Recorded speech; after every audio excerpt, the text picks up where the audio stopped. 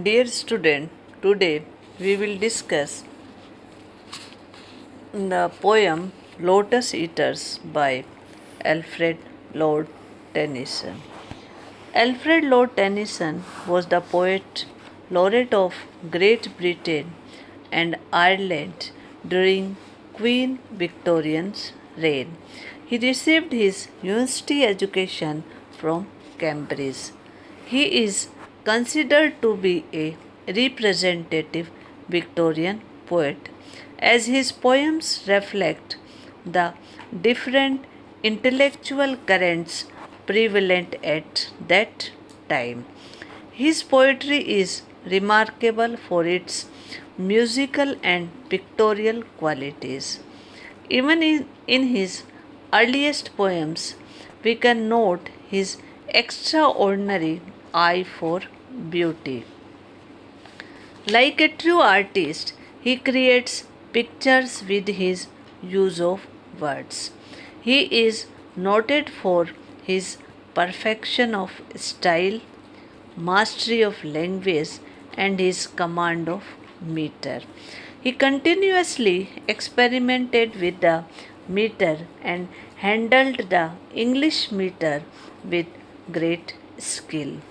Tennyson was also an expert in vividly portraying the external aspects of persons and works of art. His scientific knowledge and keen observation lent to his enriched description of nature. He is renowned for the long elegy he wrote on the death of his friend Arthur Hallam in memoriam. This poem, The Lotus Eaters, it was first published in 1832 in Tennyson's collections of poems. This poem belongs to Tennyson's early phase of his career.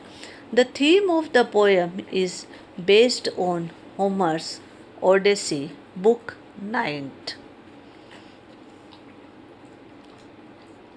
where after Troy had been seized, Odyssey, Ulysses, and his companions land in Africa on the island of Lotafog, lotus eaters.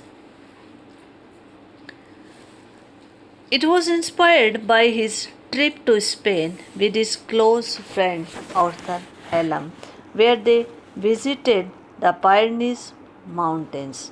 The poem describes a group of mariners who, upon eating the lotus, are put into an altered state and isolated from the outside world. The title and concept derives from the lotus eaters in Greek mythology. The form of the poem contains a dramatic monologue which connects it to Ulysses. However, Tennyson changes the monologue format to allow for ironies to be revealed. The story of the lotus eaters comes from the Homer's The Odyssey. However, the story of the mariners in Homer's work has a different effect from Tennyson's, since the latter's mariners are able to recognize morality. Their arguments are also connected to the words spoken by despair in Edmund Spenser's The Faerie Queene. Tennyson ironically invokes the Lover's Tale, line 118, a portion of Pleasant Yesterday.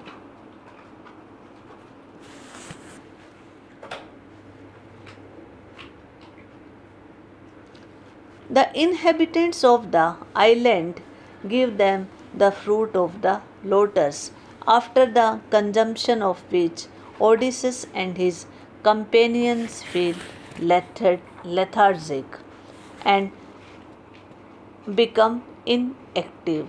They forget their homes and wish to remain where they are.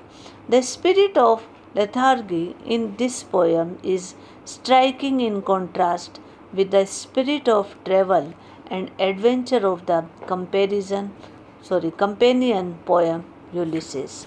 The poems loaded with pre-reflective references. Now we will discuss stanza wise summary of the poem. In the course of their wanderings, Ulysses and his mariners came to the land of the lotus. It was a land where it always seemed afternoon, where where an atmosphere of dreaminess prevailed. There are many streams in the lotus island.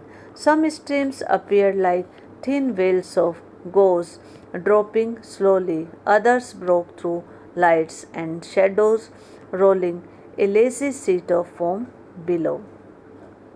The sun appeared to be setting, but it was taking a long time to set. The hills were covered with the lotus plant bearing yellow flowers. It was a land where things never seemed to change, and the sailors were greeted by the melancholy lotus eaters, the inhabitants of that island. The lotus eaters carried in their hands branches of lotus plants loaded with fruits and flowers. They offered the lotus fruit to the newcomers, but whoever ate the lotus felt so drowsy and sleepy that the voices of his fellows seemed too weak and feeble. Having eaten the lotus fruit, the sailors sat down on the sandy shore and began to dream of their native islands. They no longer felt inclined to continue their voyage. The very sight of the ocean filled them with weariness.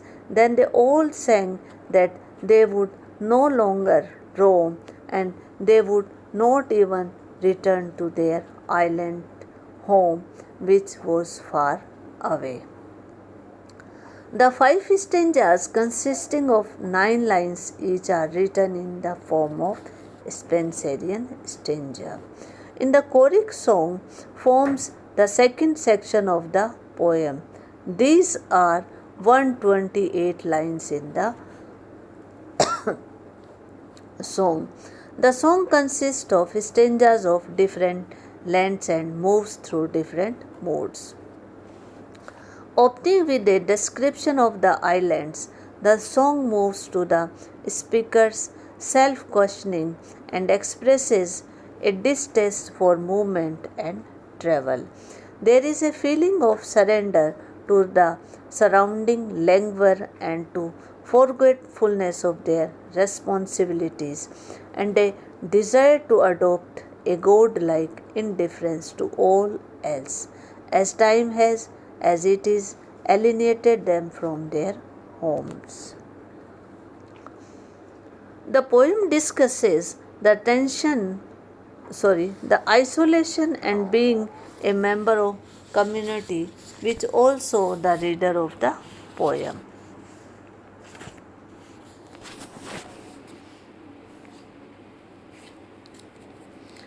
The first section of the poem consists of 5 Spenserian stanzas. The poem opens with the scenic description of landscape, afternoon and languid streams, and waterfalls and snow-covered mountains and the valleys. It also describes the sunset and the monotonous melancholy atmosphere. The dreaminess of the landscape is in close harmony with the dreamy mood of the sailors as they consume the lotus fruit. The second section, choric song, consists of stanzas of different lengths and explicates various modes of Odysseus and his companions. The sailor sing together, giving a series of arguments in favor of a life of inaction. They express reluctance to travel. They also express a feeling of surrender to the surrounding languor, a feeling of forgetfulness of their responsibilities, and an intense desire to adopt an indifference to everything in godly manner.